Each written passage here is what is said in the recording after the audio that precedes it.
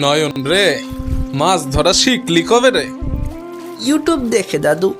এখন আমি একদম এক্সপার্ট। ওহ দাদু, বড় মাছ ধরছি। ইলিশ হইব মনে হয়। ধইরা রাখ, ছিপ সারিস না। এইটা ইলিশ নাকি চিংড়ির ভাই?